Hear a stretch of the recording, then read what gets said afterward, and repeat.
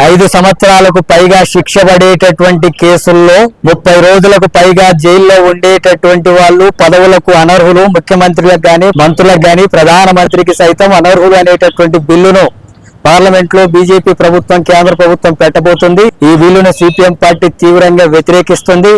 ప్రతిపక్ష పార్టీలను అణిచివేయడానికి, నాయకుల్ని అడ్డు తొలగించుకోవడానికి జరిగేటటువంటి కుట్రగా మేము భావిస్తున్నాం. జార్ఖండ్ రాష్ట్రంలో ముఖ్యమంత్రి మీద ఇలాంటి కేసులు పెట్టి అక్కడ వాటిని ఎదుర్కోవడం సాధ్యం కాక ఆయన జైలుకు పంపించినటువంటి ఘటనలు జరిగినాయి. కేజ్రీవాల్ మీద ఇలాంటివే జరిగినాయి. ఇతర అనేక పార్టీల నాయకుల మీద కూడా అక్రమంగా కేసులు పెట్టి వాళ్ళని జైల్లోకి పంపించి ఆ రకంగా వాళ్ళని అనర్హులుగా చేసి, ముఖ్యమంత్రులుగా, మంత్రులుగా అనర్హులుగా చేసి తమ పాలన కొనసాగించాలనేటటువంటి కుట్ర బీజేపీ చేస్తుంది. అది రాజ్యాంగానికే వ్యతిరేకమైనటువంటిది. రాజ్యాంగానికి ఇలాంటి సవరణలను కూడా తీసుకొచ్చి మొత్తం ప్రతిపక్షాలను అణిచివేయడానికి జరుగుతున్నటువంటిది.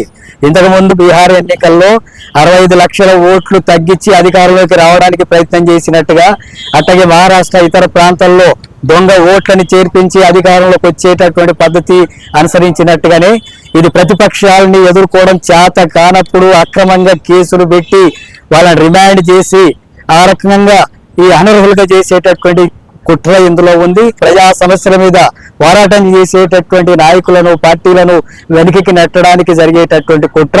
దీన్ని సిపిఎం పార్టీ తీవ్రంగా వ్యతిరేకిస్తుంది. ఇంత ముఖ్యమైనటువంటి బిల్లు ప్రవేశపెట్టేటప్పుడు అఖిలపక్షం జరపాలా, పార్టీల అభిప్రాయాలు తీసుకోవాలా. దాంట్లో అలాంటి ఏ చర్యలు లేకుండా ఏకపక్షంగా వ్యవహరిస్తున్నటువంటిది, ఒక నియంతృత్వ ధోరణితో వ్యవహరిస్తున్నటువంటి దాన్ని దీన్ని ప్రజలందరూ కూడా వ్యతిరేకించాలని చెప్పి సిపిఎం పార్టీగా ప్రజానీకానికి కూడా విజ్ఞప్తి చేస్తున్నారు.